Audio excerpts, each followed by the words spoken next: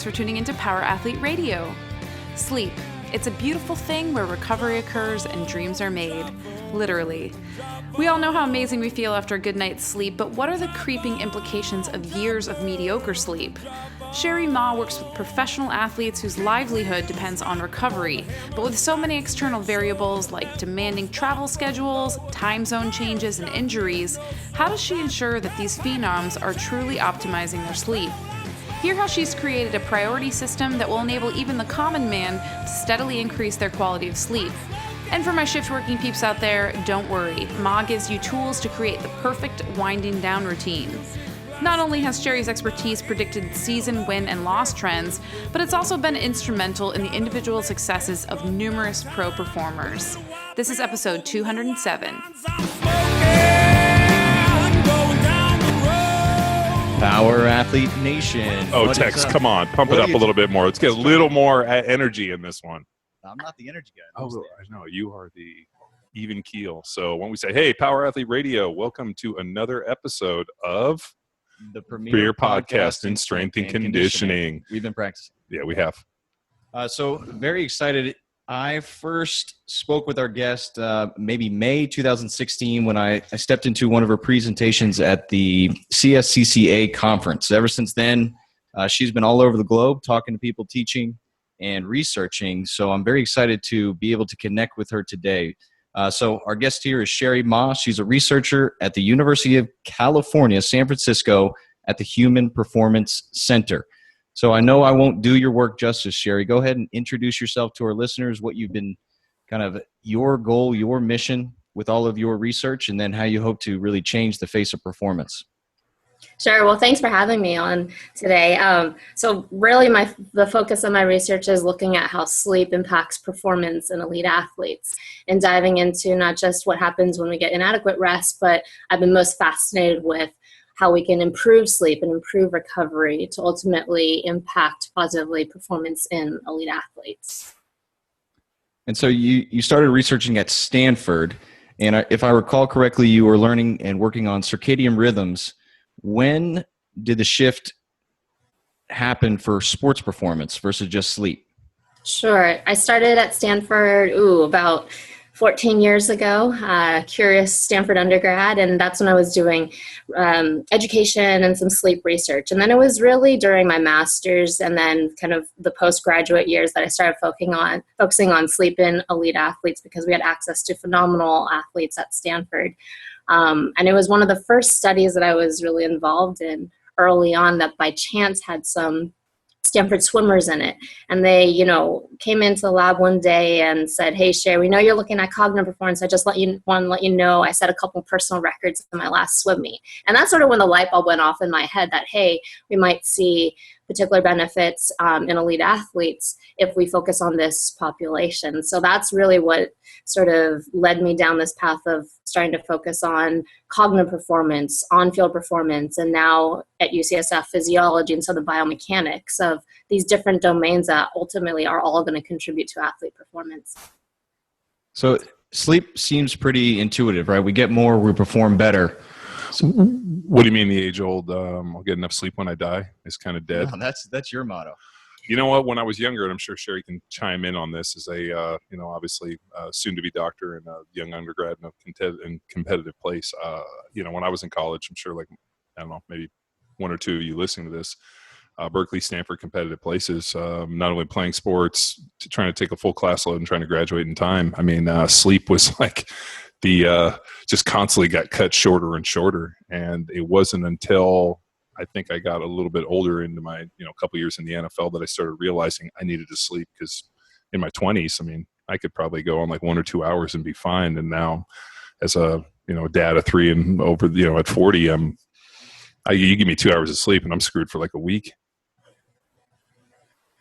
And I found it interesting in your presentation, you talked about the West Coast versus East Coast 40-year football story. So I kind of wanted to get John's take on this. And so can you introduce that study to us, and let's see if John has an experience as he was an East Coast athlete.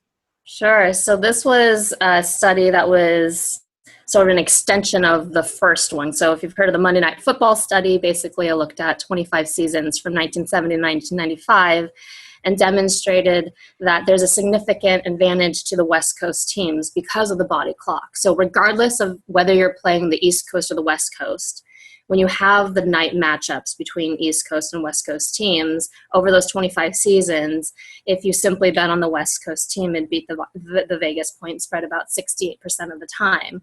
And the reason why is because of that body clock advantage to the West Coast team. Then what we did is we added on additional years, so another about 15 years. So now we have 1970 to 2011. And comparing again those East Coast, West Coast matchups versus the day games, and also strengthen those findings that yes, there's a body clock advantage to the West Coast teams, demonstrating about a twofold increase in the West Coast teams beating the point spread compared to the East Coast team. So why is that? Is it? I mean, I guess most games are played at what I'm thinking on Monday nights, 8:00 Eastern time. Right. So this was specifically the night games, correct? Yeah. So for the night games, saying that like if you're a West Coast team, that's your body clock is 5:00. So therefore, you're not nearly as tired, I guess, going into regardless of what the time says on the clock for the West Coast team playing on the East Coast. Right. So there's two things going on. One is that there is this later afternoon to early evening time of day where performance is enhanced. So that's one factor. Then the second factor is that the West Coast body clock is operating closer to that special window compared to the East Coast team. So regardless if you're playing on either coast, it's that difference in that body clock that was suggestive, maybe contributing to the outcomes that we've seen over those 40 years. They found that, I remember reading a study years ago, them talking about performance in the weight room in terms of strength gains, that athletes were more efficient later in the day and were stronger. So, I mean, there was and I remember the old powerlifter we used to train with talked about in the morning, the mind is willing, but the body is not. Later in the day when you're more mentally having dealt with, more bullshit during the day, but yet the body is more primed and actually better to train later in the day towards the evening. So maybe there's something to it. You know what? I never really worried much about it. I just know that for the games where we were, when I played in Philadelphia, where we flew back and played games on the West Coast, when obviously it would probably be like, a 5:00 afternoon or even, 4:30 game. I always knew that those were pretty nice because there was sunshine. And, whenever we played any of the East Coast Monday night games, it was always so dark. So I always thought there was something to maybe daylight or night games. So, but I believe it now. If I ever betted on football, I'm totally taking that bet. I used to play for a guy named Dick Vermeil, and Dick Vermeil had some weird statistician locked away that he would only wheel out once a week, who would come in and give us all these amazing facts, like teams that are up by, one touchdown at home that win the coin toss going into the third quarter win 67% of the time. Teams that like give up. I mean, so he had all these numbers, and he was fascinated by them. All they ever did was we remembered them, and then if those things ever happened, people would just throw the bag in. Like, oh, we're going to lose. So I always think for some of those studies, maybe once they become put out there, they become self-fulfilling prophecies. Cheri, have you experienced that with an athlete, or they were forced because of school or just circumstance to only get 4 or 5 hours of sleep, and then they have to compete? Did Definitely. they really throw it in? Yeah, that happens all the time. I mean, I do work with athletes across all 4 leagues, NBA, NFL, NHL, Major League Baseball, and obviously schedules are a little bit different in each of those leagues, but there's plenty of circumstances because of the travel schedule or what that looks like with the game schedule and having to, catch different flights, that oftentimes sleep loss is very common, and athletes do often have to perform still at a high level on inadequate rest. That looks different, I think, in the different sports, but it is definitely a very frequent challenge. Is there any way to mitigate it? I mean, if you're an athlete and you potentially might only have a 4 or 5 hours sleep, I mean, is there something, like naps or something that people are able to do, meditation? I mean, is there any way to offset? I mean, the theme of this podcast is kind of battle the bullshit, and there's no more bullshit out there than people trying to hack sleep. And anybody that uses the term hack, instantly, like every hair on my body stands up, and instantly whatever comes out of their mouth next is bullshit. Well, they're a hack. That makes them hack. No, it's just like, and I'm sure you've seen it. Like everybody in Silicon Valley is finding some way, and the who's it? The Bulletproof Coffee, Dave Asprey guy is like the king of, I don't work out, I just have these hacks and I still look like dog shit. But I mean, he's the king of trying to hack sleep. And I'm thinking like, there realistically, at least in my experience, is really no way to hack sleep. There's, circadian rhythms, and you have to sleep within the circadian rhythms or we run into problems. And so, I mean, if you come, and I'm not looking for any hacks, I'm just looking for, is there any way that you found to necessarily mitigate a lack of sleep in terms of like not necessarily more of a acute type deal instead of chronic? Sure. So, no, I don't think that we've been able to hack the requirement of how much your body needs on a day-to-day basis. We need foundational and healthy sleep every day. What we have seen is that when I work with athletes, where we know we're going to strategize around a day where they're not going to get their ideal amount of rest just because of travel or training loads, then what I try to do is look at the other days leading up to that, or what does a schedule allow, so that when you have the opportunity to have consistent, foundational, well-controlled sleep environment, then we're going to optimize that time and kind of strategize when we're going to have more challenges in the schedule. To kind of mitigate that during the daytime, for sure, I do utilize power naps, try to do that effectively. It's not a replacement for adequate sleep at nighttime, but definitely short power naps can give athletes a temporary boost in alertness and performance for a couple of hours. And so I do try to strategize around that, of when they do need to be at their best or when it is game time, and how we do that effectively. What would be an ideal length? I mean, I know, I'm sure everybody here that's ever taken a nap, I mean, you can kind of hit that sweet spot of like 30 to 40 minutes is okay. And then once you creep over that hour, all of a sudden you like wake up and it's almost even worse. Exactly. Yeah. So short power naps, 30 minutes or less is what I recommend, and timing that prior to a game. The reason is that it'll give you that boost for about 2 to 3 hours, but then it keeps you in lighter stages of sleep, and so that you don't go into those deeper stages and wake up with that feeling of being more sluggish or more groggy when you've experienced those longer naps. Gotcha. In terms of like, and there's probably so much conflicting information, and everybody and their mother has an idea of how much you should sleep, and I've always kind of subscribed to a little bit of the circadian rhythm, like that 10 to 2 idea, that if you're in bed before 10 o'clock and, you can sleep at least, let's say, well past that 2 o'clock. I mean, I remember years ago working with a doctor who talked about like, circadian rhythm. If you can sleep and be in bed at a certain point, that was more important than necessarily certain blocks of sleep were more advantageous at certain times. Like the sleep between, like you were in the bed between like 10 and 5 a.m., let's say, was more beneficial sleep than going to bed at midnight and sleeping later in the day. Is that pretty accurate to what your findings? I think the lower hanging fruit actually for most athletes is really, one, just getting adequate sleep duration. That in itself is like a very tricky challenge. And then 2, about consistency. So when I look at the timing, I am, most interested in trying to make sure that their sleep schedule is as regular as possible, because that is such a difficult challenge with a lot of these athletes' schedules. The exact timing of when you're obtaining it, sure, that can have some impact on your sleep, but again, I think the lower hanging fruit is just having the consistency in the timing, and then the actual duration in which they're getting day to day. And then yes, we can go into those a little bit down the road. All right, so like I guess the $64,000 question is, how much sleep do we need? Yeah, the recommendation as of 2015 is that for every healthy adult, we minimally need 7 hours of sleep a night. That is the lower threshold, and they actually did away with the upper threshold. And so there is individual differences. I feel honestly terrible on 7 hours of sleep, incredibly grumpy. I feel much better on 9 hours. And so there are those individual differences that we have to keep in mind, as well as— You don't have kids, do you? Sorry, I don't have a kid. Okay, I was going to say, if one day hopefully you have kids, and say goodbye to that. The sleep 9 deprived 1 hour parent is naps. that special category. No, it's yeah. I remember we have I have twin daughters, and I don't think I slept more than 45 minutes at any one point for the first 3 months. And No, but and yeah, the hilarious part I tell these guys is I basically got gray hair. I didn't have gray hair, and then I got gray hair. And then my wife was like, we started talking about having another kid, and I was like, I don't think I can go through it again. And we ended up having another one, and it wasn't that bad. But I told my wife, I'm like, I'm never, if it's twins, marry somebody else. I'm leaving. I'm never going through this again because, man, I'm not kidding. This stuff aged me in dog years.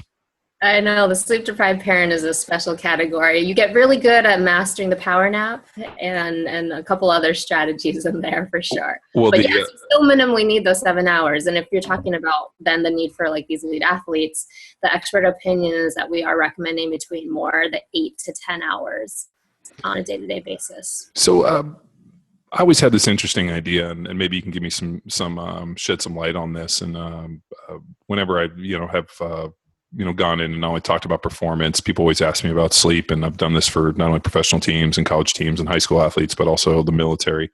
They always ask me, like, well, what about sleep?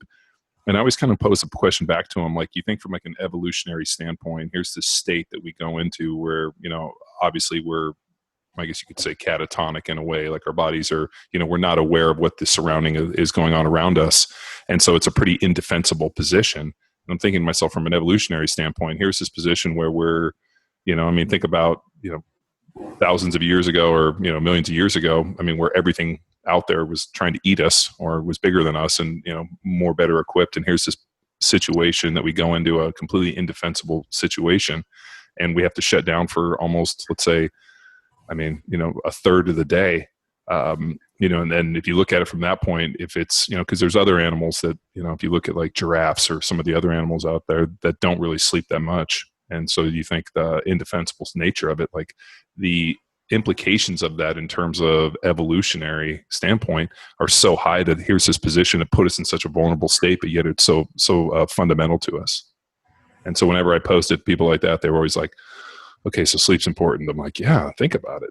So it was kind of a good argument in a way. I kind of backed into trying to talk about the emphasis of sleep. And it seems that for so long, people have just kind of discounted it. Like, hey, I have this much to get done during the day. And if I can't get it done, then obviously I just kind of push into my sleep. It seems to be that kind of variable.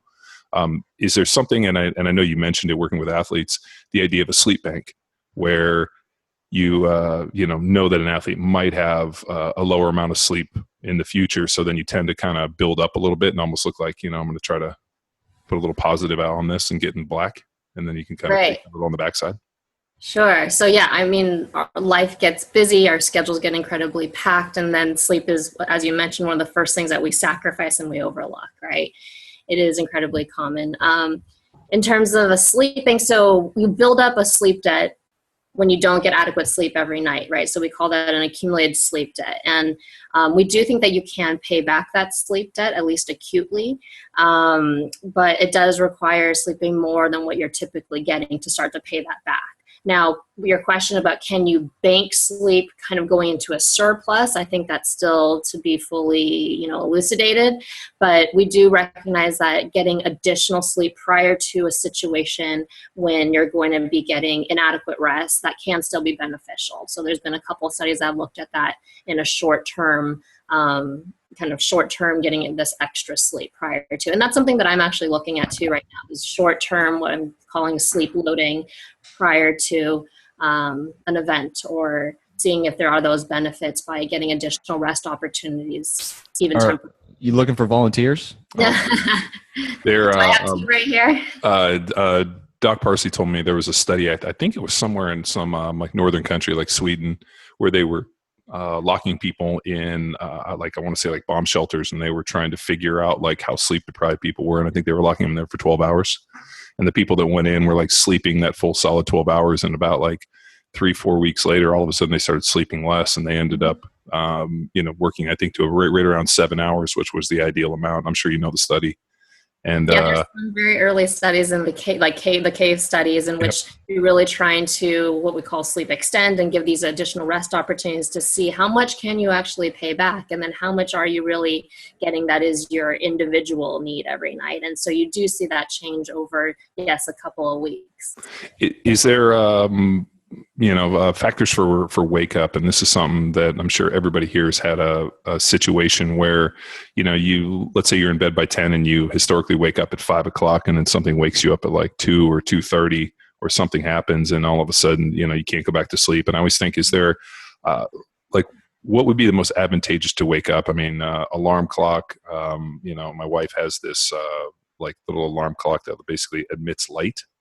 So instead of ringing, it like shines light on her, which is awful. She tried to put it on my side, and I just kept covering it up. And she's like, "Why do you keep covering it up?" I'm like, "Because it's awful. Why don't you use it and then just tap me?" So I'm just wondering, and I know there's like a million different apps. I mean, well, there's an app for everything now. There's probably an app to tell you about the apps. So, and that's something that that people, whenever they start talking about sleep, I always think, is there what's the most advantageous to kind of break the sleep and kind of be able to necessarily find a way through it? If that makes sense. Sure. There, to my knowledge, hasn't been great studies specifically looking at how is best to wake up. Obviously, there is some regarding if you can wake up in lighter stages of sleep and not coming out of some of the deeper stages, then you might have what we call less of that sleep inertia or that grogginess or the sluggishness. But then that means also accurately being able to assess, obviously, what stage of sleep you're in when you're coming out of those early morning hours. To get to your question about if you wake up during the middle of the night and can't fall back to sleep, something that I recommend for a lot of athletes is called like a sleep reset. Like if you're unable to fall asleep after 30 minutes, 45 minutes, it can be a really vicious cycle, right? Looking at the clock and then knowing that you're trying to sleep and get back. So I actually have athletes get up, get out of bed, go read for 10 minutes, go stretch for 10 minutes, and then come back and then try to sleep again. And so that at least can break up that really vicious cycle to try to get you back into sleep for those early morning hours. Yeah, I have zero sleep problems to the point where actually if I put my head, I could probably lay down on this floor and fall asleep. But like I remember reading some studies where they were like, oh, if you fall asleep within 3 minutes, you might be sleep deprived. And so I started having my wife being like, okay, well, as soon as we lay down, I want you to try to keep an eye on how long it takes me to sleep. So I'm usually good for about one breath. So I can. That's where you're holding strong at about 30 seconds. It's pretty much like I can take like one deep breath, and my wife's like, "You're pretty much asleep. I can hear the change in your breathing within one sleep." And I'm like, that means I'm obviously sleep deprived. But I'm telling you, dude, it's parenthood. It's awful. I don't know. Don't have kids. When we're on the road, it's a competition for me to get to sleep first because John's a snorer. That's not true. Not always. Not always? Nah. Dude, I'm telling you. You don't know. You're asleep. You don't know. I would know. My wife's a light sleeper, and I ask her, and she's like, sometimes you do, and sometimes you don't. It's pretty much like. It must be the air travel, because every time. Well, probably. Well, hate to break it to you, passing out in about 30 seconds definitely can be an indication you may not be getting enough sleep day to day. There's no doubt. I wish I could sleep more. But now that I've talked to an expert, I'm going to go home and tell my wife that we probably shouldn't work as much. We probably need to sleep more. Be like, well, what do you think? I'm just going to start going to bed when the kids go to bed at 7:30. Sounds like a plan. Sounds pretty good. Because I mean, if you think like my little boy's a year, and we chart his sleep pretty well, and so he's in bed by 7:30, and I think he sleeps and he wakes up at probably around 6 a.m. and then he gets like 2 naps a day. For one nap, so it's like 90 minutes. So I mean, so he gets a legit 12 hours, and I look at how fast he grows and how active he is, and I'm thinking to myself, man, I wonder if we could get 12 hours. But could you actually sleep 12 hours and still have a job? We'll make up the slack for you, buddy. Thanks, appreciate it. Cheri, I want to get into appeal. So you work with a lot of professional athletes, and they have a lot of other opportunities to enjoy themselves. So when you speak to these athletes, what is your appeal to buy into less fun time, more sleep time? Good question. So first of all, it is not just the athletes. You got to get management, staff, coaches, everyone on the same page to understand why is this important, and then why does this need a priority? Because you're right. I try not to frame it in the less fun, more sleep. But, I think what a lot of athletes just intuitively recognize that, hey, for them to have a long of a career as possible, this recovery, this sleep component really is critical. And for most athletes, a lot of them just have never looked at this before. And I think they intuitively can start to connect those dots. They know when they've had a bad night's sleep, how that might affect them during the daytime. And just, I would say, most often these athletes just haven't focused on it before. And so when you start to connect the dots for them about how this affects not just their on-field performance, but how does this affect their body's ability to recover? How does this affect their injury risk? How does this affect their body's immune function? Then I think they start to perk up, especially just because when you are able to quantify some of those numbers of how much that might affect, say, the reaction time, or again, some of the on-field performance measures, then they start to realize that there's not only the decrements that are going to happen where they don't prioritize this, but then I think they also start to see that there are potentially more of a performance capacity that maybe they haven't been able to tap into because it just hasn't been the priority. And one of the things you used for awareness, just kind of following your work, was the Mah score for the NBA. So can you tell our listeners about kind of the score that you gave to the scheduling, and then your successful percentage applying the score to the games this season?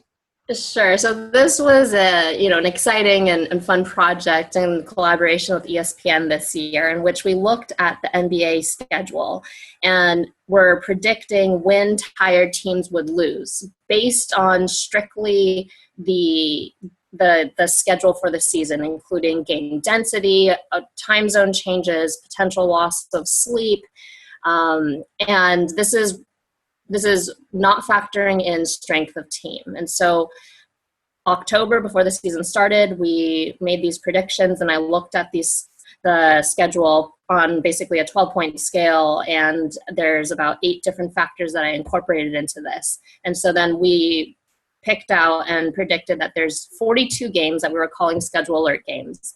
Based on last season alone, would be a predicted loss of about 57%. And then there was going to be the 17 worst games, and those were our red alert games. And based on last season alone, it was predicted to be 78% predicted loss.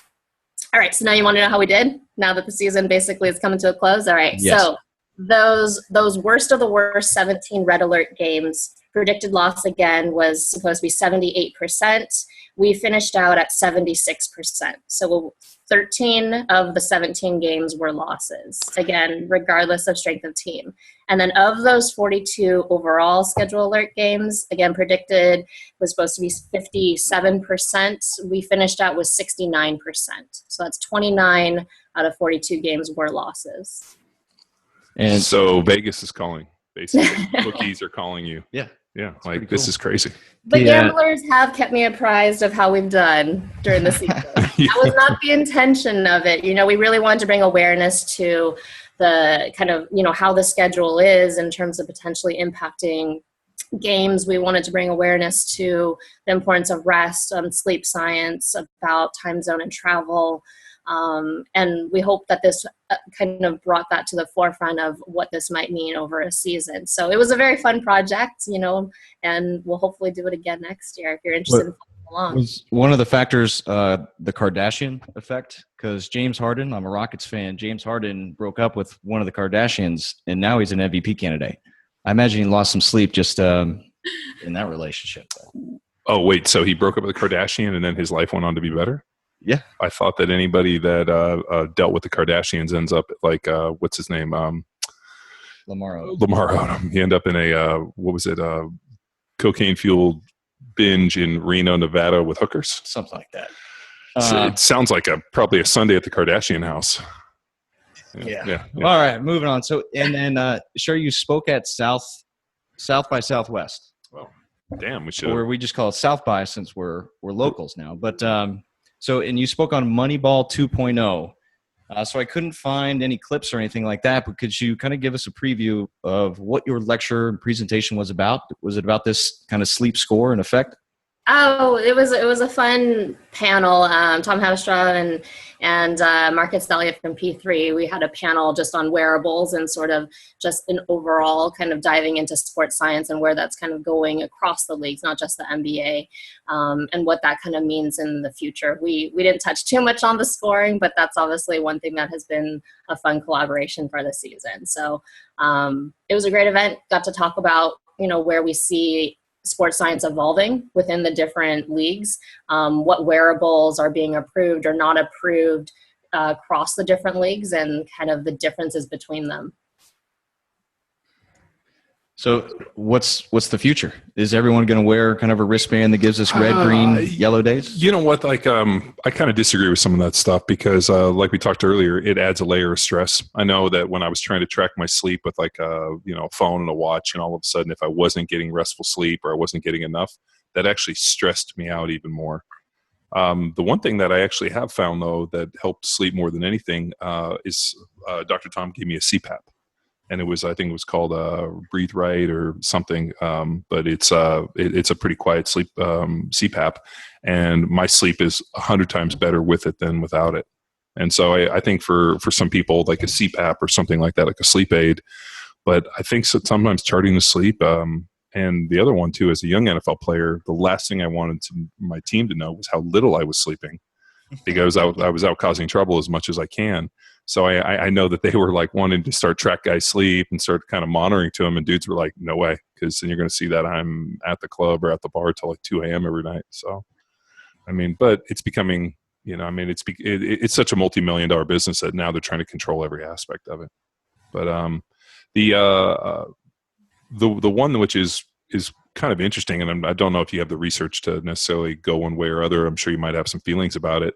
But, with a lot of the issues that we're seeing in the NFL players with the CT and the concussions and some of the neurological problems that guys are running into, and I know there's a direct correlation between quality of sleep, sleep length, and restful sleep and neurological issues. Do you think that sleep could necessarily help or compound, or lack of sleep could be compounding some of these issues? Definitely. I think a lot of the research still needs to dive more deeply into that relationship between sleep and concussion. And we do know that sometimes when athletes have concussions, their sleep becomes more fragmented. Or on the other side, you can have what's called hypersomnia, where they want to sleep more. And how we manage concussions in relation to prescriptions around sleep, I think, is still developing, and more is going to come down the road. You said you spent the last 2 years kind of on the practical application side of your research. So one thing that we discuss a lot in terms of strength and conditioning is the science versus the application, and a coach basically needs to be aware of both. So from your experience, kind of what has been that the challenge is practically applying and getting your athletes to invest in sleep? Great question. I think it's understanding how you can apply it in the practical setting, given the constraints of the realities in professional sport. That's who I predominantly work with. And so while you can have great recommendations on, say, scheduling or what would be ideal on the body clock, when it comes to the realities of what the team actually needs to schedule, or what actually becomes, what gets executed, it can look very different. And then I think starting to connect those dots when you talk about, or John touched on it, some of the objective sleep monitors. And, I do think that they can be helpful and useful tools so that athletes start to understand what happens at nighttime impacts what happens during the daytime. But yes, there are also other issues at play here where it's, and the legitimate concerns around privacy of that data, or how that can be used. My hope is that it becomes just a beneficial tool and an informative tool for athletes and staff to engage in those conversations, so we can only better manage an athlete's training and ultimate recovery. But obviously there's a lot of other factors being balanced simultaneously. Has this practical application these past 2 years inspired you to go back and readjust your research to look at different things? Great question. So actually, I'm going to clarify. It wasn't just the last years. I've been doing a lot of the applied work simultaneously with the research over the last probably about 8 years in there. I've just taken some additional time the last 2 years to really dive a little bit more deeply.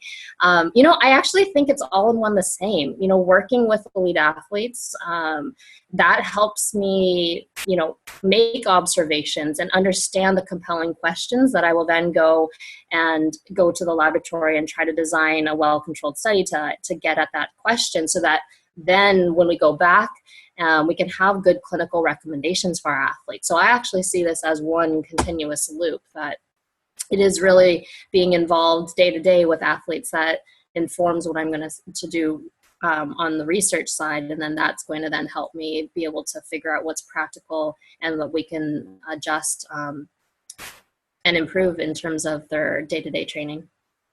Will ever be the day that you are able to, I guess, figure out the performance gain down to say, hey, I know that if you sleep, let's say 7 hours or 8 hours, whatever you kind of go through and you deem unique for each individual, that if you can sleep this much for, let's say 30 days, that we'll know that this will, equate to, I don't know. I mean, because it's so hard. I mean, football's such a arbitrary sport, and that, how do you necessarily look at wins and losses or performance based on an individual? But I think about performance-based stuff like swimming, track, or things where you're competing against a clock, where you could look and say, hey, this is based off of the research we've known that this is equal to a 6 or 7 or even maybe a 10% performance increase over a period of time. Where, I mean, you can, and I'm sure that would, in a dream state would be the coolest way to do it. But I mean, is there ever, you think at some point you might have enough research or be able to work with enough where that might be a possibility? I think we're heading in that direction. That's why we have to, again, design studies in which we're asking specific questions. So when you talk about, that tenth or, 0.2 of a second, I think we're talking about really quantifying in terms of, say, reaction time, where you're talking about fatigue levels, or you're talking about working memory. And then we're able to quantify that a little bit more easily when it's a very specific question we're getting at of what we're trying to assess, rather than just saying overall performance improvement, right? And yes, I think more of the studies in sleep in athletes have started to emerge in the last 5 years, which is excellent, and we need additional studies in this area. But yeah, I think that's what athletes perk up to, is if you can show what the performance either detriment is or improvement over, say, a week or over several weeks, and what that equates to. That's when they're most interested, because they know what that could mean ultimately, like out on the court or on the field. There's always going to be individual differences, right? And so we have to keep that in mind, that different athletes may respond a little bit differently to some of these interventions or their recovery, and then also where they're starting from, right? So like, John, you as a young dad, maybe you have, 30 hours of sleep debt built up, versus Tex might be, getting adequate sleep. And so where you guys start from can be also very different. And then you want to obviously adjust so that it's more personalized to how you respond, and then where you start from. So what would be the first step for an individual, like people listening to this podcast, that want to almost, and I, do you guys remember the infomercial years ago? It was the lady with the shaved head where she was like, break the insanity. You don't remember that? Like, so there was this infomercial, and this lady like showed a picture, and she was like, 400 pounds. And then she's like super skinny, and she's like, I was able to break the insanity. And she was kind of this, I don't know, kind of a wacky, charismatic, kind of angry figure on it. But I always think, like, whenever people are like, well, what's the first step? How do I begin to work? I mean, is it creating a sleep journal where you sit down and you're like, hey, I'm going to, over the next 30 days, I'm going to try to be in bed by X, and this is the time I'm going to wake up? Or is it something where, hey, I'm going to go to bed, let's say 10 o'clock, and I'm just going to naturally wake up, which a lot of people don't have the option for. So I'm just thinking, like, charting the sleep, maybe making a sleep journal is really where people should start, and then trying to understand how much you need. I mean, because, the hard part, and it's always fun to work with high level performance, at the top tier athletes, but unfortunately they make up 0.001% of the population. And for the majority of the people we work with are, people like, dads like myself, or, other people that are just trying to, perform better at life, or, not necessarily working on the NBA professional level. So I'm just wondering about, what takeaways can we give people in terms of, like, where should they start? How can they begin to almost master, or even just reclaim, or start understanding how they should start the sleep journey? Yeah, great. So bottom line, healthy sleep is important for each and every one of us, whether you're, yes, the elite athlete and professional athlete, or you're just like a weekend warrior, right? Healthy sleep is foundational for all of us. So I think what I recommend where you start from, there's sort of three buckets, right? There's bucket one, which is like sleep duration. How much sleep are you getting? And again, we talked about like 7 being that minimum threshold. Work your way up to there if you're not there. And I think all of us can do 30 minutes more. So if you're at 6 hours, let's go 6.5 this week. I'm a huge fan of small steps in the right direction, and we can build on that. And if you're someone who's getting 7.5 and you know that that's not sufficient, you build up to 8 hours. So that's kind of bucket one. Bucket two is looking at sleep quality. So the lifestyle and some of the behaviors around your sleep, like do you actually have a wind down routine before bed? Look and evaluate your alcohol and your caffeine intake. How do you gauge like your power naps if they're included in your daytime? A lot of other kind of factors that will affect the quality of your rest, that's also going to be a critical component. And then lastly is the timing of your sleep. So that's that third bucket, is how consistent. I know it's so hard. We get so wrapped up in our days that a lot of times there's inconsistencies of when you're going to bed and waking up. And that can also have a big factor in terms of your sleep. So those are places that I would start. Again, like the duration, 2, the quality, and then 3, the timing. And yeah, it can be helpful if you partner that with a sleep log, or there's a lot of different consumer wearables and apps that people have started to like to be able to help them do that more effectively. But I think, again, I'm a huge fan of these small steps in each of these areas, and then it'll help you at least be more attentive to it as you try to increase these areas along the way. Have you guys analyzed, I guess like beds is a great example. That was something that was constantly in the NFL. They were always talking to us about our bed. What kind of bed are you sleeping on? And I remember thinking nobody ever talked to me how much I was supposed to be sleeping. All they ever wanted to talk to me is what I was sleeping on. And I remember I tried a sleep number bed, and then I ended up, for me, basically the best was just a Tempur-Pedic.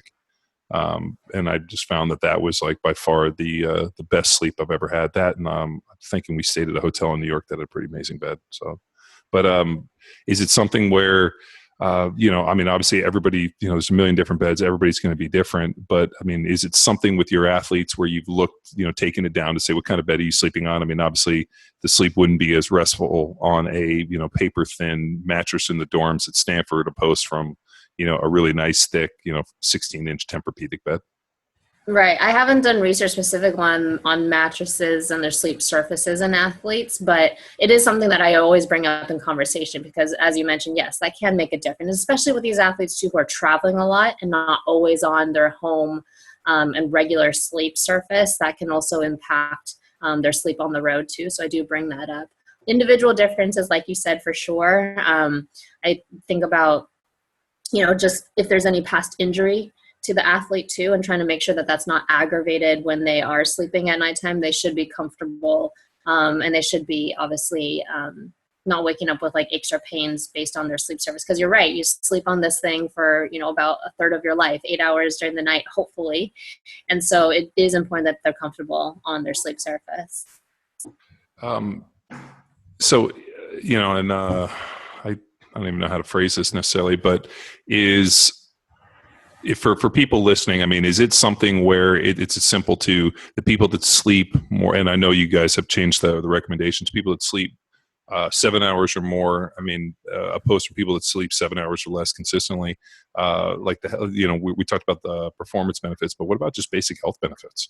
Right. You look at elevated cortisol. I mean, I know that there's direct relationships between, the amount of sleep that you get and also, blood sugar and diabetes. I mean, there's a million different factors. I mean, and have you guys gone to the point too? I'm sure you've done some blood testing and working with people and actually looked at blood work based on, the amounts that they sleep and maybe changing and start mitigating some of the issues that come across. Right. So that is why the recommendation as of 2015 was that every healthy adult should be getting minimally 7 hours. Because when they looked across the literature, getting less than 7 hours chronically does have a higher risk of cardiovascular disease, diabetes, high blood pressure, higher, risk for motor vehicle accidents and performance errors. And so that's why they've set that as that lower threshold. I haven't dived into biomarkers just yet with a lot of my athletes, though I'm still fascinated and thinking about going down that route as well. But yeah, we know that inadequate sleep affects immune function, and some of the physiological effects that are starting to come out too in terms of inadequate rest in athletes is fascinating. And I think we're only going to see more of that emerge in the next couple of years. Why do you think it's taken so long for us to get this much knowledge on sleep? I mean, it seems like such a fundamental thing. I mean, it seems like one of those things that I'm surprised that this research hasn't been done, that here we are in 2017 with this, but it's also every year we go on, we probably learn how little we know. But I'm surprised like 50, 60 years ago, they weren't investigating sleep into, or even 20, 30 years ago. It seems like something has just come in within the last 10 years. It's a young field. So my longtime mentor, Dr. William Dement, he's considered the father of modern sleep medicine, and he really started the field only 50, 60 years ago during his graduate work and starting to understand the stages of sleep, and the field has evolved out of his early work. And so I think one, there's that, is that we're a relatively young field, and we're still starting to understand, how sleep impacts us day to day. We still don't even really know why we sleep, right? There's lots of different theories, and we understand a little bit more on what those effects are when we're not getting adequate rest, but that's still a puzzle. Man, I thought we knew why we slept. I mean, I always thought that, can you imagine just the amount of information that we're taking in visually? I mean, the fact that, it's like a computer. I mean, I'm sure like everybody here, you leave your laptop plugged on all the time, then all of a sudden it just stops working. When you do, you got to reboot it. And then as soon as you reboot it, it tends to work a little bit better. So I'm just wondering, at least for me, just the amount of information, it's almost like your ability to unplug and kind of enter a state. But yeah, we know what the brain is way more active in sleep time than it is during the day. So I just wonder if it's like a visual input kind of thing, just kind of turning off and, dark room, quiet, and being able to just be motionless. Well, we know it is foundational. We know that we need this physiological time for recovery and repair. We know what happens during certain stages of sleep, right? So you talked about learning and memory and the ability we need to consolidate that information during certain stages of sleep.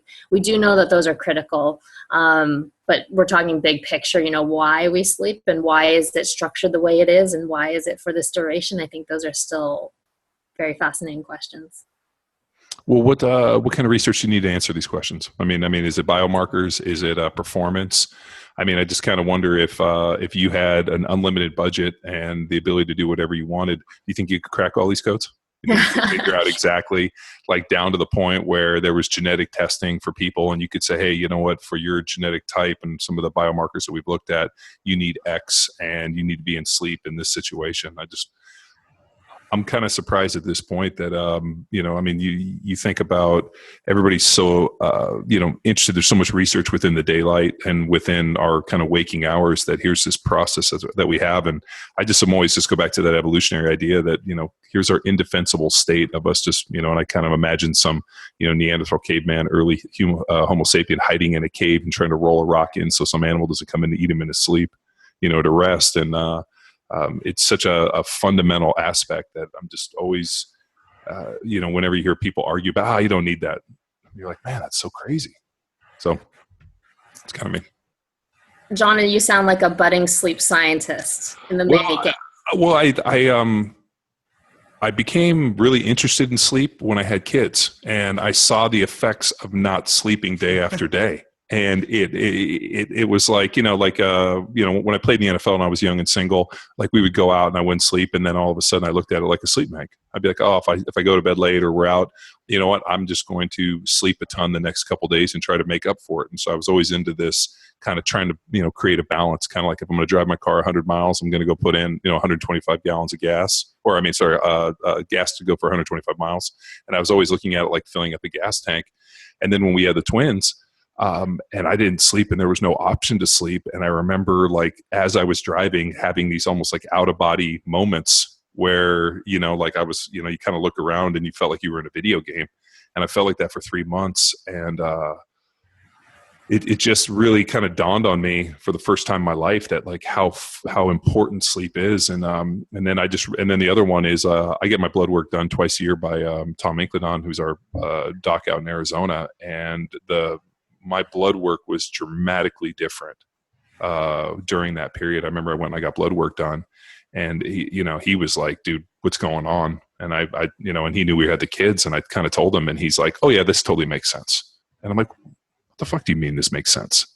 And he's like, there's, pretty significant problems that we see in parents, especially with young children, that we don't see in any other population. And then I started running into more and more dads hitting me up about training that were in what I call the dark times, which is, young children dealing with this lack of sleep. And it was like, their hormones were off, like testosterone was low, everything, blood sugar was high, cortisol was high, adrenal fatigue, because all of a sudden the cortisol was, all messed up. I mean, so just the amount of problems that I saw, and I always take everything back to this evolutionary approach is, if this is how every human on the planet has entered the world and everybody's had this same role, which is always a funny thought, because when you talk to young parents, they feel that they're the only ones that have ever had to deal with this. And I always tell them, like, dude, every human being on the planet has entered the world this way, and every human being has had parents that have at some point, hopefully most of them, have had to deal with this. So if I think, like, how come there's not some evolutionary protection in place to almost like safeguard us in terms of this idea of having kids, especially being woken up in the night by children that don't want to sleep. So that's just where I got really fascinated with it, and trying to figure out how you mitigate these problems and help people. And we actually have a training program called Grindstone that's based off of this exact model, where as a young parent dealing with kids, and you still want to lift weights, you have to be able to time it in such a way with like recommended days, mandatory days, and you have to be able to adjust the days based on how you sleep. And I've looked at everything from Joel Jamieson's heart rate variability to just about every matrix that I've seen that tests parasympathetic, sympathetic nervous system, and just a million different ways to try to figure it out. And I will tell you this, that if you are a parent that doesn't sleep, it doesn't matter what you do, you're always in the red. And it's just one of those things where people hit me up, and I get, and I'm not exaggerating, I get 5 emails a day about this exact thing. And I tell people the same thing. You just have to weather the storm. Like, every human being's had to do it. Just stand up, take your pill. It's parenthood. That's why it's a parenthood. That's why you get to bitch at your kids when they get older and tell them you don't know, and I'm like, it's part of your receipt as a parent. So, I keep always waiting that somebody smart like you, like yourself, is going to come in and give me some little bit of knowledge and some strategy that I can play off to people and be like, I talked to this really smart doc with Stanford, and even though I'm a Berkeley guy, I'm going to say that Stanford's an amazing place. That gave me this little tidbit, and unfortunately, every time I talk to somebody about sleep, there's no replace for not only quantity, quality, and duration. So that's. Damn, I always hope there's some little tidbit and you're like, all this research has told us that if you chew valerian root and go to sleep at 6, but those are all hacks, and we know that there's no hacks for anything. So. Right. Yeah, no, we do know that you need still that foundational amount, your individual sleep need every single night, but we can look about the quality, right? So can we maximize the quality in which you do get when you do get those hours during the night, or what can you do during the daytime to give you a little bit more to get through some of that day? So have you tried the caffeine nap? No, but I can drink probably a pot of coffee at like 10 o'clock at night and fall right to sleep. Okay, so this is perfect for you, right? So caffeine takes about 15 minutes to kick in. So if you're saying, John, you can pass out in 2 seconds, one breath, then you go down that cup of coffee, you go take your 30-minute power nap when your kid's taking their nap, right? And then in 30 minutes, you're going to wake up and bam, you're going to have both the caffeine have kicked in and the power nap would have kicked in. And there actually is research to demonstrate that that is actually more effective than just caffeine alone or just the power nap alone. Ooh, I like it. Yeah. So we had a guy come in, and Dan Reardon, who has a company called Fitness Genes, and they kind of do a fun deal where they do some saliva testing, and I think they give something like 30 some markers for performance based on some genetic stuff. And even though there's 22,000 genes they've identified, and it's just more of it's just kind of a fun deal. And so in there, they talked about your body's ability to process caffeine, that certain people are able to process caffeine very quickly and other people are not. And the people that cannot process caffeine quickly are like Luke, who's not here right now, who works with us, where if he has like a cup of coffee at like after 12 o'clock, he'll be like wide awake all day. Whereas for some reason, coffee doesn't affect me at all. I mean, I could drink it all day and never mess with my sleep. So I always wonder if, and that was based off some genetic stuff. So, but I will definitely give the coffee and a nap a try. That'll be my next one. Today. Yeah, today, that's fine. But I have about 20 hours of work to do today, and I got only about 10 hours to get it done.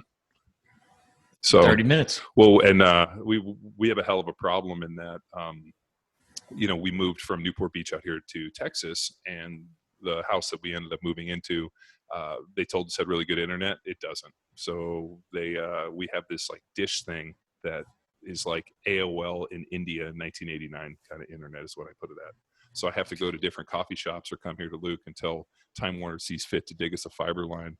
So my work is really spotty sometimes, as these guys know. They're like, John hasn't returned an email. I'm like, it's because I'm on the moon, pretty much. Well, now the world knows. Yeah. I'm curious about shift workers. So do they see the same negative effects as parents? Or you say, invest this time during the day so you can get better at night? What if you work during the night? What's the approach there? Shift work is tricky. Definitely there's a lot of research on shift workers because of that circadian disruption or the body clock that gets interrupted. And they do have other associated higher risk of other health concerns related to shift work regularly.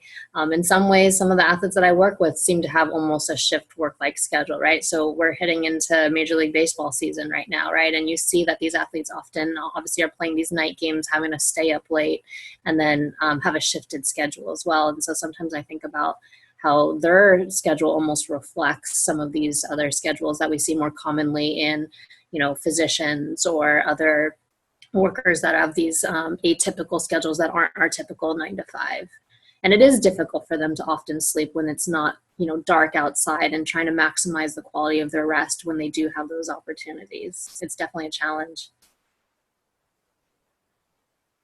No, I mean, the shift work thing has been pretty interesting. I mean, and somebody explained to me, and this could be accurate, and I'm sure I know you know more about circadian rhythms than I do, but they talked about sleep cycles within your circadian rhythm, that there's one during the day, and then there's one during the night, that there's two sleep. I forgot what it was called. It was called, or there were like periods of advantageous sleep that if you miss one sleep cycle, you can catch another one. And they told me that, I believe the doctor that I talked to was a guy named Dr. Jin at the Newport Research Center in Newport Beach. And he talked about circadian rhythm being between 10 and 2, and then another one being later in the afternoon, that sometimes shift workers, if they were to miss that deal, it was more beneficial for them to sleep later in the day opposed from coming home and sleeping right away. So we started recommending that for shift workers coming in, and instead of falling right into bed, like to go work out and do some things and push it out a little bit and sleep right before, a more regular schedule.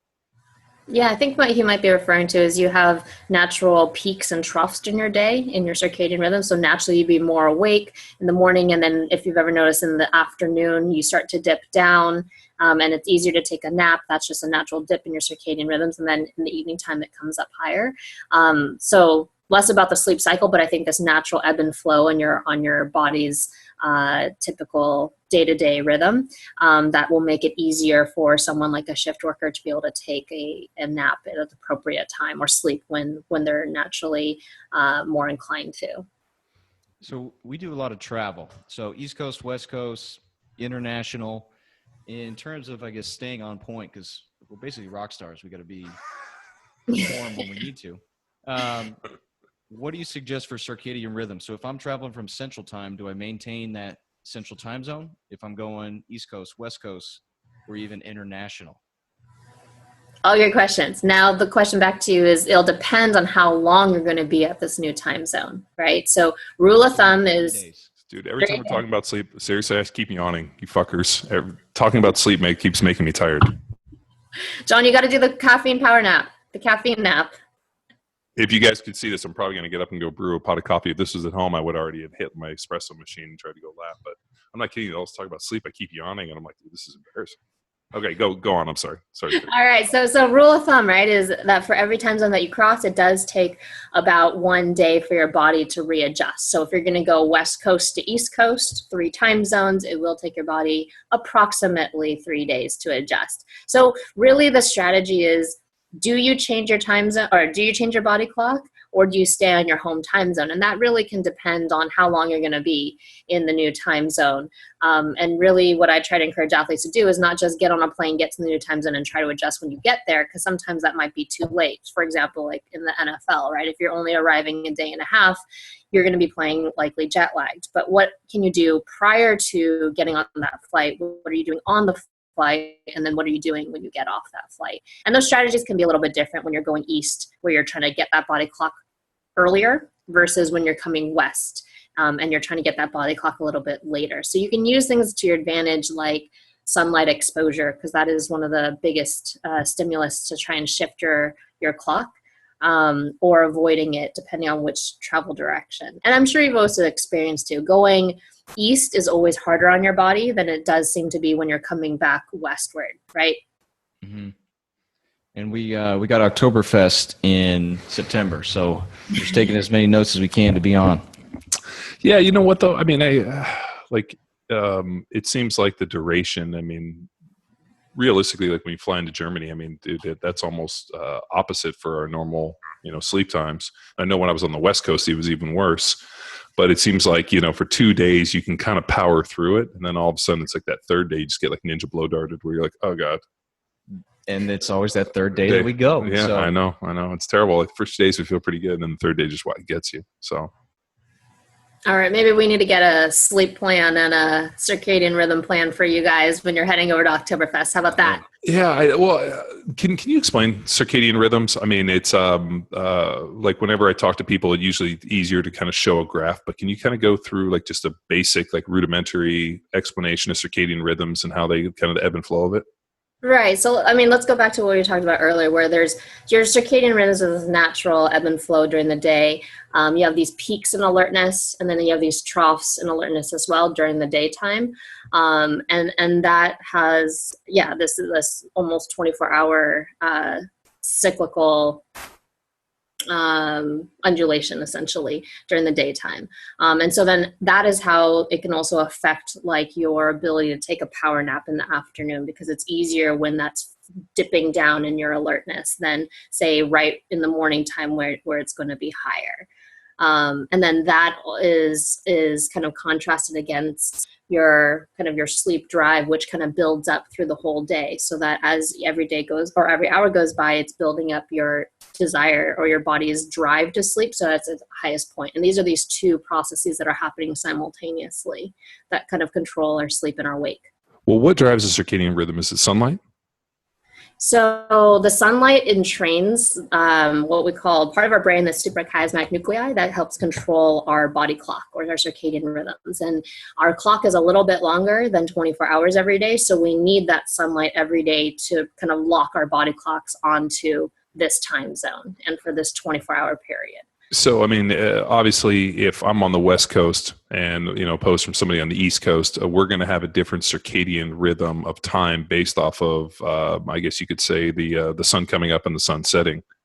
Your circadian rhythm is going to be similar, but then what it's entrained to is based on your time zone and the light cues that you receive every day. So does that make sense? Yeah. So you getting the sun on the West Coast is different than obviously him getting his body clock is on the East Coast. So his is a little bit shifted from yours. And that's when you experience that jet lag, right? When you go to another time zone very quickly and your body hasn't adjusted to that local time. Well, what about people like, we traveled to, years ago when we went to Oslo, Norway during the summer, and where it was 24 hours of light, and everybody seemed to be, in a great mood and having a great time. And I made the mistake of asking about the 24 hours of darkness. You sent me there during the winter, and it was all dark. I didn't see the sun for 5 days. Okay. I went during the summer, Tex went during the winter, and people almost talked about it like it was the like the Grendel, or like, I don't know if like Beowulf, where they talk about like the things that should never be named. Like they talked about it as this horrible thing, like this terrible time, and how all these bad things happen, and people wouldn't even mention it. And I was like, man, this is, I'm in California where it's sunny all the time, and I just remember seeing like, people have weather related depression and just a myriad of issues associated with lack of sun. So I always wonder for sleep and so for the circadian rhythms, if you're not exposed to sunlight, have you done, I'm sure there's research out, and I'm being lazy and not looking for it, but how does that necessarily affect? And have you worked with any athletes from countries that had 24 hours of sunshine and 24 hours of darkness type of deal? I actually have not. Most of my athletes are, some obviously US based and some abroad, but not that have particularly had this as a concern. It clearly can affect their ability to sleep properly and get adequate rest when, you don't have that normal sunlight exposure, or just the days are different, especially during, like you said, like those winter months. But I haven't actually worked with any athletes that particularly had that as a challenge. It would be very fascinating, though, because that just adds another layer that, is something you have to factor into how you're going to strategize around their proper rest and recovery. Well, how do the circadian rhythms necessarily work with an absence of sunlight?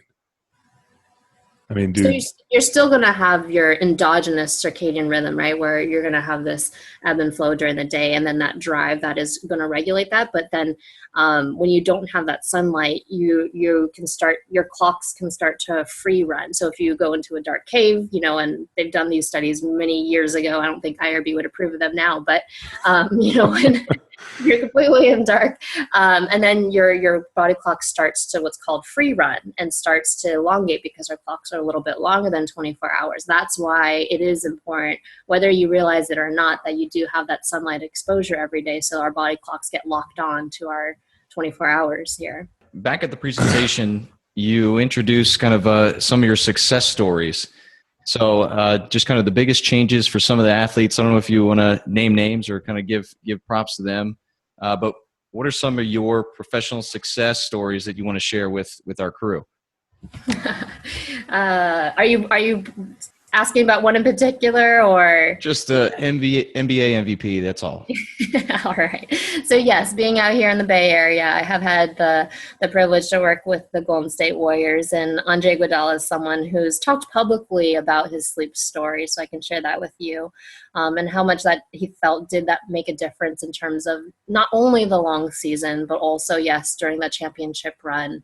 And helping him to be at his best. And so he's someone that struggled with his sleep for 10 years. He would stay up till 4 a.m. playing video games, sleep from about 4 to 7 for 3 hours, roll into practice, play for a few hours, come home and take a 2 to 3 hour power nap. And this was this vicious cycle that he went through for literally 10 years since college.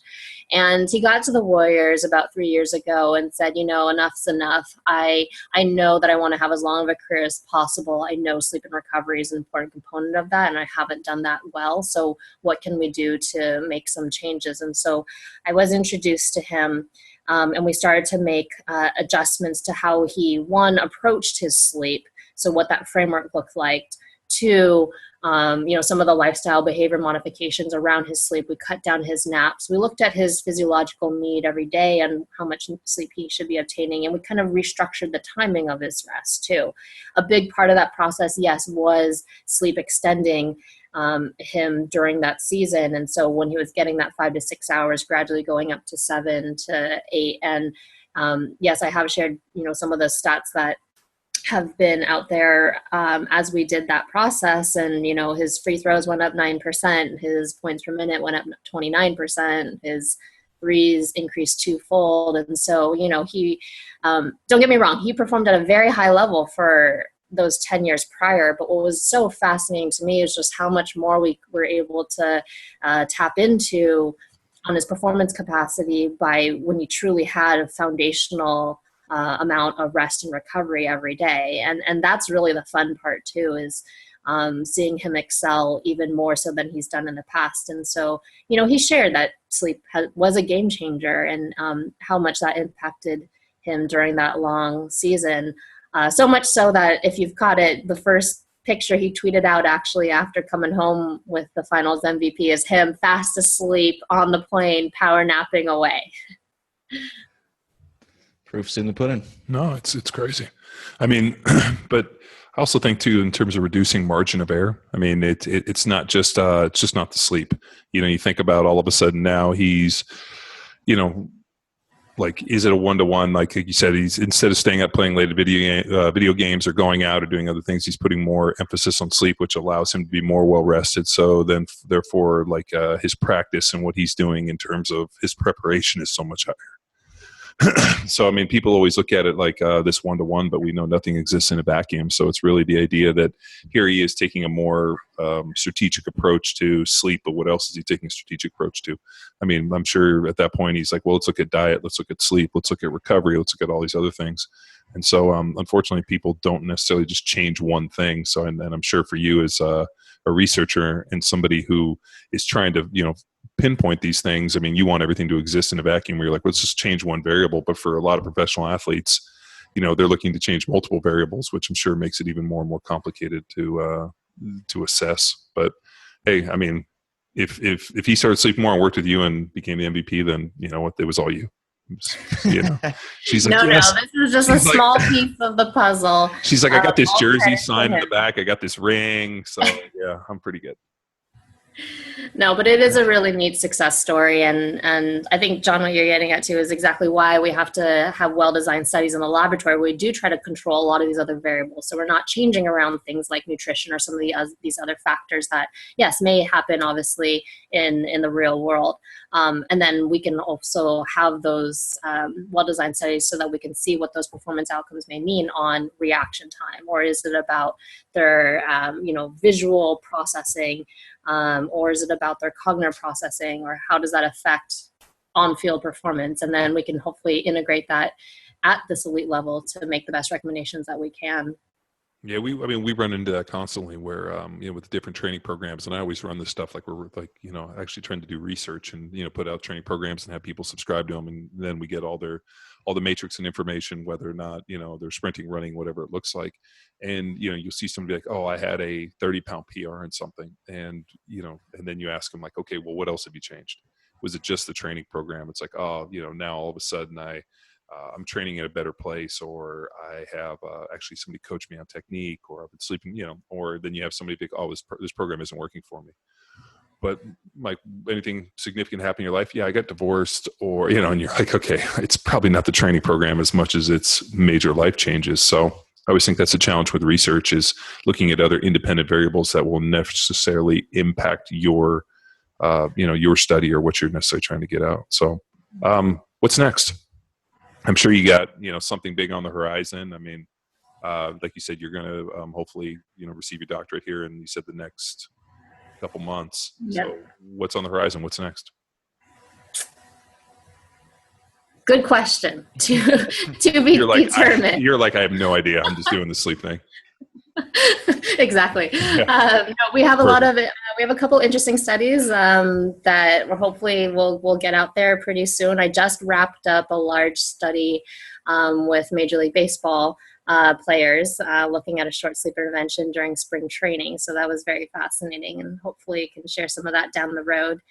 From an application standpoint, I think it's a really exciting time for sports where they're more aware of the importance of sleep and recovery. I can tell you 5-10 years ago, none of these major league teams cared at all about this. I was knocking on doors trying to say, how much that we do recognize we can help athletes in terms of their recovery and their travel. And now I think it's this emerging area that teams are much more keen on. And I think it'll be an exciting time as technology is also advancing our ability to be able to, monitor this longitudinally. And I think, down the road, my hope is that sleep is going to have a more permanent role in overall sports performance. And it won't be something that's just the exception, that it's going to hopefully have some permanency because it is critical that it's integrated into an overall athlete's training. I did have one last question. and seeing if you've seen any of this in your experience. But John, you played with, was it Shields or Rofe that would take naps? It was Will Shields. So explain to Cheri the. Oh yeah, so I played 5 years in Philadelphia and then got traded to the Kansas City Chiefs, and I was pretty excited because the Chiefs at the time probably had the best offensive line in the history of pro football.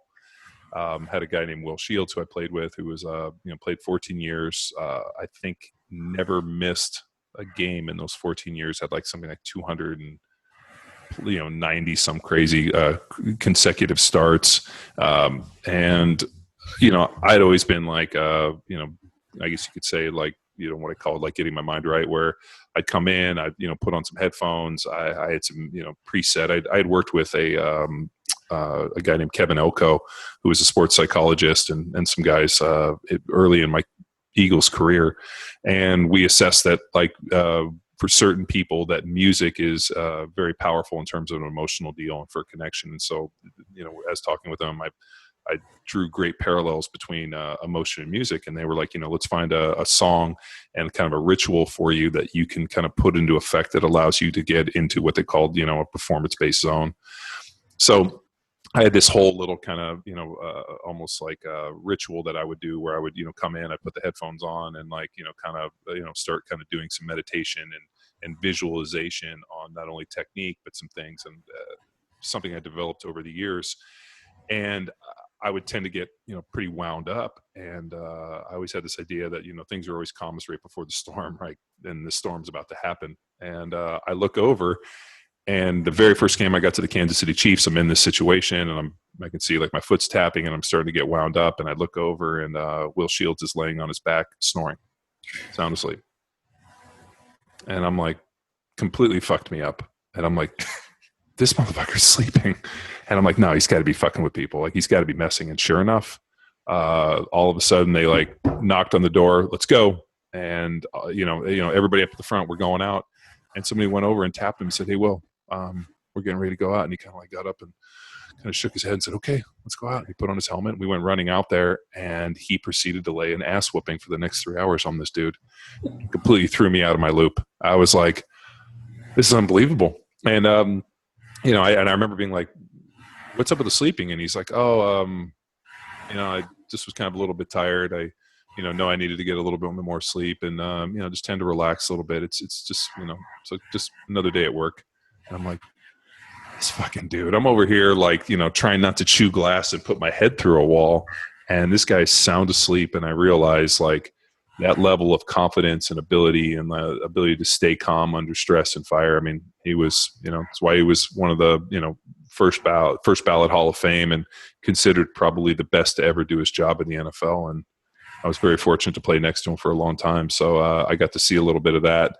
And I thought I had it figured out until I saw that dude sleeping. So that was always pretty good. So But the real question is, did you adopt that pre-game power nap then? No, I did not. I had literally like put together this whole strategy and this little bit of like this kind of ritual I had, and it allowed me to, play 10 years and start 100+ career games. And I can, probably do the job as well as anybody, I would like to say. Interesting thing is I told that story to, I did a speaking engagement for the guys at Naval Special Warfare for the SEALs. And I told that story, and these guys are pretty high level operators. And one of the guys came over after, and he's like, I've worked with guys, similar deal. Like, we know we're basically going out on an op, and, you look over and some guys are, in the helo, like getting wound up, like we're ready to go do this. And you look over, and there'll always be one dude just sound asleep, totally, and it's usually that guy is the stone face killer, like the most badass of the dudes is the guys that are asleep. And so I've heard that story in other settings, the guys like that. And so, sadly, I was not the guy that could sleep. I needed like about 30 minutes to like work myself up into this, like, almost like this, like, mental ball of energy to go out and try to smash my forehead through somebody dude for 3 hours. But man, those guys could do it off a nap. So if I had known about the caffeine nap, I probably could have done it. But at the time, I didn't drink caffeine. I didn't drink coffee until I had kids. And now I remember being like, and now I can't imagine not drinking coffee. People are like, have you ever thought about giving up coffee? I'm like, you could take alcohol. I would gladly never drink again. Just never take the coffee away. So is that an anomaly or is that normal? Kind of the high level napping in your experience, Cheri? Any at all? Sorry, the pregame napping. Oh yeah, I mean, is that pretty common amongst like really high level athletes? That ability to stay calm in terms of like that type of stressful situation to be able to and the only I always thought things are calmest before the storm, and that dude was calm. No, I've seen that actually across different sports. There's definitely some athletes where we'll strategically schedule a power nap before they're going to play. I do leave about a 30-minute window for them to still kind of get, locked in and ready after the power nap, but we're timing it strategically so that'll give them that little bit of that boost and alertness for a couple hours leading into the game. But then there's also athletes too that anecdotally have shared with me, like they know that they can be at their best and then are most relaxed, even like after they've gone out and like thrown like, the bullpen and warmed up during BP, and then are able to still take that nap, and they feel like that helps them get into like their zone and get locked in and ready to go for the game. So I've seen that too in other sports, but it sounds like it's also similar in different contexts that you've seen as well. Yeah, no, the part of the way that I ended up, the guy I referenced before, that Dr. Jin, the way I got contacted by him is he was doing a research study on for the DoD on being able to assess, individuals based on their ability to enter what he called the zone, and like that kind of where everything is kind of goes away. And the analogy, whenever somebody asks me about it, is, I played football a long time, and I never once heard the crowd. So I never ever heard the crowd noise. Everything was completely silent to me, and majority of every play seemed like it was happening in slow motion, to the point where I felt like I was in a movie that was moving really slow, and the ball would snap and I would see everything in slow motion, and I could notice very small things. And when I went to do his study, they had us hooked up to a bunch of electrodes, and we're doing some brain mapping stuff. And he was like, hey, I want you to, do a little, or whatever your ritual is. And he's like, when I talk to professional athletes, like that ability to get into that zone that you need to maximize your performance. And as soon as he said it, I was like, no problem. And kind of went through whatever my ritual was to get there. And, it was pretty cool. We went back and we looked at the brain. He's like, okay, this is where you came in and this is where you dropped in. And he goes, to see people change their brains or change the impulses within the brain, he goes, is pretty universal for guys that play at a high level, and not everybody has the ability to do that. So he's like, whatever allows you to do it. And he's like, for you is probably that, whatever your ritual that you guys developed years ago. And he goes, for other people, it could be sleep. It could be other people need caffeine. And, there's ways that people can use it with, with different stimulants or whatever it is. And he's like, whatever allows you to get to that position where you're able to perform at a higher level. And, it's like, when, and I've had like tons of people ask me about it. And the only way I can describe it is a situation or kind of a performance mindset that you can get into where you're able to do things that you normally would not be able to do. So I remember watching myself on film and being like, there's no way, if I wasn't out of that situation, I would, one, be able to move that fast and be able to do the things I was able to do. So, and that seems universal to people. So, and the interesting part is when I asked Dr. Jin, is this common? He said, it's common for professional athletes and people that perform at high levels. So I always wonder if it's something that can be learned over time, or if it's something just innate that you're able to do, which allows you to go do it. So it's kind of that chicken or egg thing. So very fascinating. Yeah. All fascinating today. No, this is awesome. Yeah. So Cheri, if people want to get in touch, do you have any speaking engagement coming up? What's the best route for them to take to learn more about what you're doing? You can follow me on Twitter, Cheri_Mah. That's probably the best way to get in touch. Or you can email me, cherimah@stanfordalumni.org. And we can go from there. I'll keep you posted. Killer. Excellent. Yeah, we'll continue to follow you, and then if we got any more questions, we know how to get in touch. So, Cheri, thank you very much for making the time for us. I know this was I know you're real busy. Yeah, very, very busy. So we appreciate it on our end. So thank you very much. Thanks for having me, guys. Thank you. All righty. And Cheri Mah. we are out. Now it's time for you to empower your performance. Do not sleep on the importance of sleep. God, I'm so sorry for that. To hear more on Cheri's research, follow her on Twitter at Cheri Mah, that's CHERI_MAH. She is a busy lady, but if the questions just can't wait, try emailing her at cherimah@stanfordalumni.org. Sweet dreams, and until next time, bye.